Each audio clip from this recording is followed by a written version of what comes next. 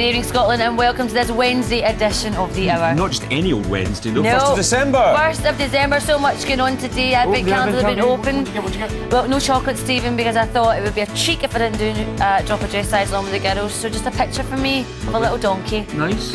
Nice. I got a little Julie Hannah in my Advent calendar. Oh, Very well, nice it was too. Where are you? Did you make that yourself? Is that legal? I did. I do that every Christmas. All right. Christmas coming up on tonight's show. We're celebrating 50 years of Coronation Street in the first of two special films to mark half a century on the cobbles.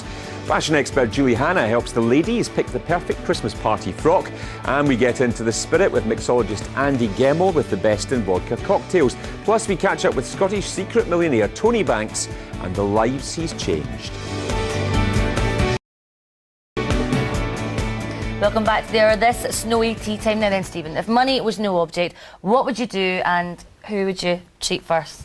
I would buy a Maserati for myself. That's what I would do. That's lovely. Right, there's one Scot who certainly put his money where his mouth was when he signed up to take part in the Channel 4 series The Secret Millionaire. He's here in just a moment to tell us more, but first, let's take a quick look at him in action. Are you ready? Get set, go! Wheelie turn.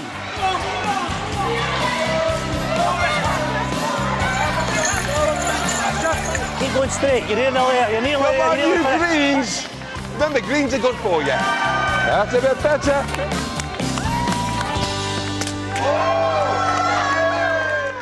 Please welcome to the Hour millionaire and philanthropist Tony Banks. Tony, great to have you with us. Thanks very much indeed for coming in. How did you get involved in the series in the first place? It really was a phone call out of the blue, and at the beginning I thought somebody was actually taking the Michael out of us, and then I realised it was obviously a researcher who did know a bit about us, and they invited me to take part in the programme. So how easy was this for you? I mean, we all know the format, A Secret Millionaire, but it must be quite difficult to go down somewhere. I mean, you went down to Anfield, down in Liverpool. You had to take on this role of being someone that you weren't. How easy was it to stick to your kind of cover story? I would have slipped up, I'm sure, halfway through it. That is your biggest fear, that your cover's going to get blown whilst you're down on doing that programme. So you have to think about everything you're doing, and also during the programme you do throw in a few curveballs to try and put people off the scent.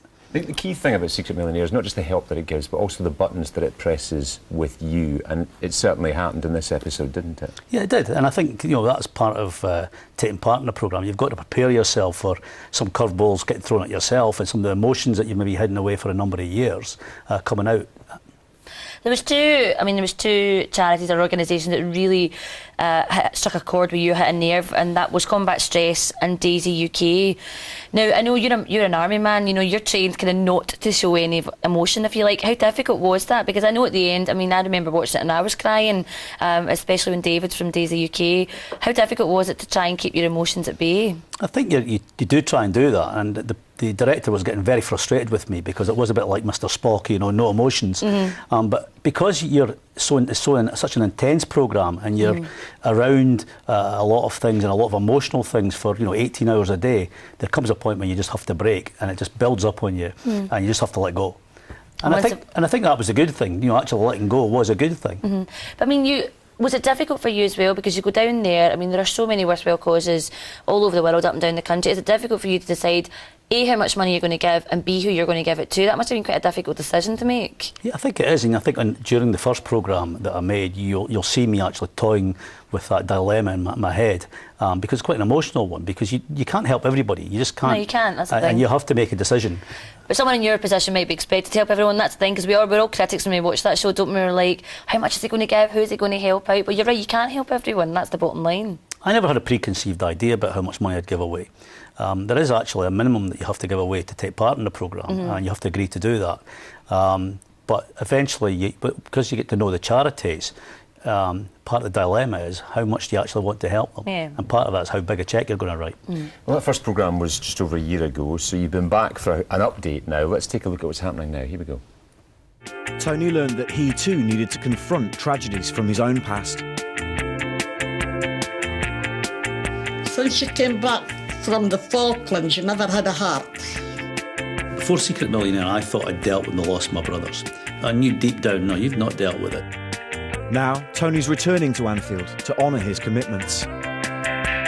Tony, long time no see, mate. How you doing? and pledge further support.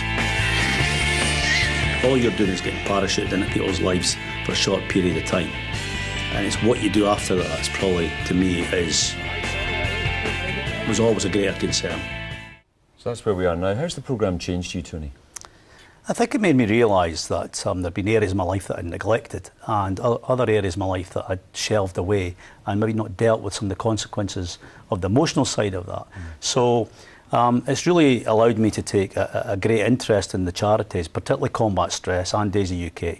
And having that dilemma of who do you help, you have to make a decision, and one of it, you put your flag in the ground and you say, okay, this is where I'm going to put my efforts and this is where I'm going to put my fundraising efforts for, you know, for the rest of your life. And what was it like going back again? Was it nice? Was it what you expected it to be? I think it wasn't as emotional the second time. It was more joyous and more happy because you'd been through the emotional ringer and you'd given the cheques and you could see the benefits of the money.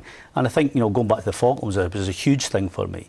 And I thought that I'd have emotionally be drained going back to the Falklands, and I'm glad that I went with some former colleagues.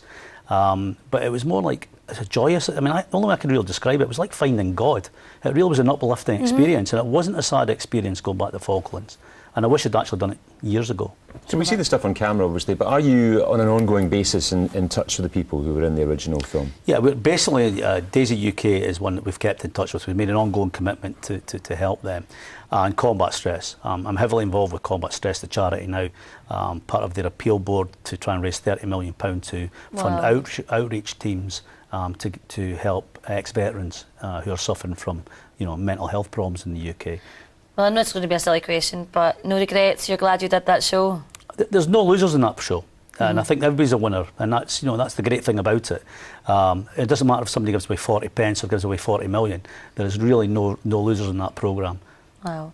Well, listen, we wish you all the best, and you know, if there's ever another update, you need to come back and let us know. But you did a wonderful thing, Tony, and I'm sure you say it's like finding God. I'm sure you're like a god to the people down there in Anfield for everything you've done. But it's going to be on tomorrow night. That's Thursday, 2nd of December on Channel 4. That's correct. We'll make sure we watch it. Tony, thank you very much for coming on the air to talk about it. Thank you. Right, that's about all we've got time for tonight. Don't forget, if you're looking for more details on that or anything else that we've featured on the show tonight, just pop to our website, which is stv.tv/The Hour.